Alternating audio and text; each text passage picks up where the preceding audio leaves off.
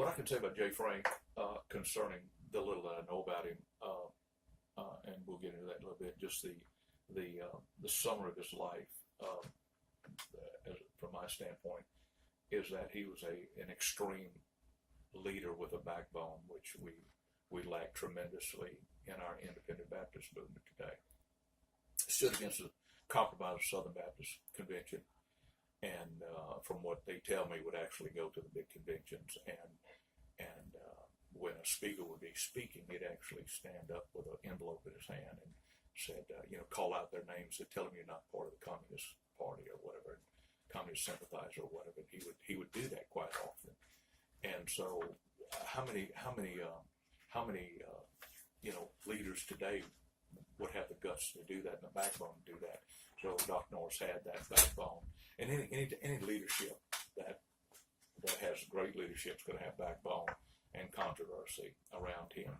And so, when I think about J. Frank Norris, I think about the extreme leadership that he had as being a man. Today, we don't have a whole lot of that in our pulpits. Men being men. You can't be a good Christian till you're a good man. You can't be a good man till you're a good Christian. But you can't be a good leader until you're a good man. And so, Mr. Norris was every bit of that. So, to sum his life up, outside of his unbelievable ability to build a great church and preach the way he did, build two largest churches at the same time in two different parts of the country, was pretty amazing. And so, but his, if you're going to put it in a nutshell, his unbelievable ability to be that leader and that man to amass great numbers of people to come here and preach because of his leadership ability. His preaching prowess was unbelievable, but his leadership ability and to lead men was extraordinary. Some of the events that took place in his life and ministry, there's a lot of stories, but you think about some of the stories that when he was fighting the liquor crowd and they tried to outrun him and crossed in front of a train, and train hit the car, and he went there and scooped up the brains in a broken beer or a whiskey bottle and took it to the pulpit and preached on the judgment of God. Be sure you sin and find you out, whatever. It's just really amazing. That's a real man. That's a man that he's not fearful of the people he's preaching to, nor of the community. And that's a man of backbone. That's also a man who amassed to himself great enemies of those who hate righteousness and love evil. So all great leaders that take strong stands will always amass to themselves. Really, the Bible says, beware, at least when all men speak well of you. And there's a lot of our so-called leaders today. That's what they're into, more of a popularity contest than leadership contest, and yet they call themselves leaders. So. We're not in this to be like, we're in this to be right. And so that's what Mr. Norris was for sure. To think that he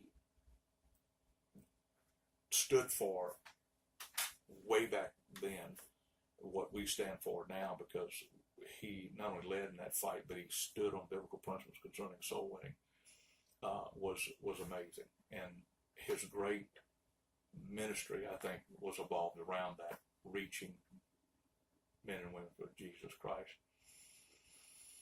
They tell me that he would actually go soul winning sometimes before daylight to reach the farmer, the rancher in Texas. They would eat breakfast and head out and deal with their cattle and their farms and their ranches, and he would actually go there, beat on their door before the sun would come up, and they'd invite him in, have breakfast, and he'd lead them to Christ.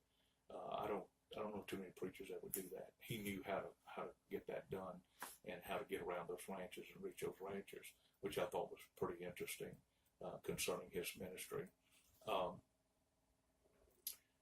I think the way he impacted my life more than anything is that my first pastor I was saved under Dr. Bob Smith, went to the schools there in Arlington. Then my second pastor, who took the church after Brother Smith resigned, was Dr. Bob Buchanan. He too was schooled there in the Arlington schools. So both of them were influenced by Dr. Norris's ministry and his sons, etc., that taught. And so that part of Dr. Norris's ministry influenced me greatly. His preacher boys are the ones who reached me. And so it's very interesting that I met with Dr. Hiles one time, and we were chatting, and I was telling him how much his ministry paralleled Dr. Norris's in a lot of ways, and how much did he know about Dr. Norris, and he said that he did not know that much. He said because his mother steered him away from Dr. Norris. I guess they were Methodists at one time, and then when they moved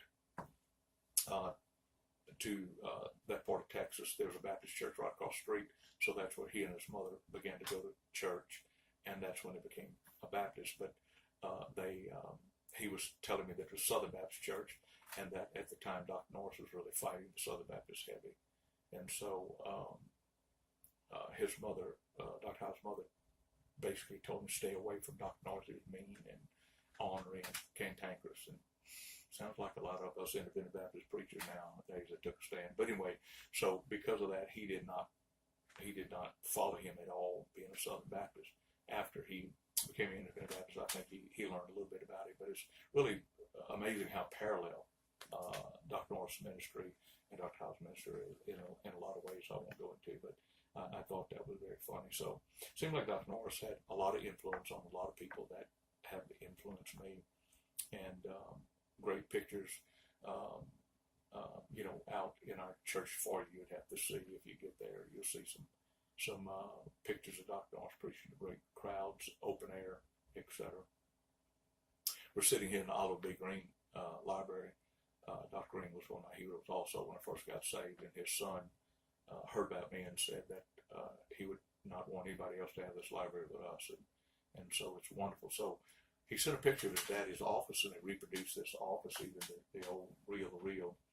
And when his son came, when we dedicated this place, his son just sat out there, just wept like a baby, and said it looked just like his father's office. And it's good to keep those men's memory in place. And Dr. Norris has enough preacher boys and older that are dying off now. There's some that are keeping his life fresh to our movement, and I think you're doing a good work by doing that. A lot of good stories that could be told about Dr. Norris of those who knew him better, could tell him better, I guess. But I guess one that I'm thinking of where he and his son were walking down the street, some guy cussed him a blue streak, and his son said, "Dad, who is that?" He said, "Must have been somebody I helped along the way." And the longer I pastor, the longer I see that to be true. Those who I've helped the most sometimes will hurt you the worst, and so that kind of goes with the territory. But Dr. Norris was a unbelievably great leader, and unbelievably great leader of the Independent Baptist movement. Glad for his stand, glad for his manhood.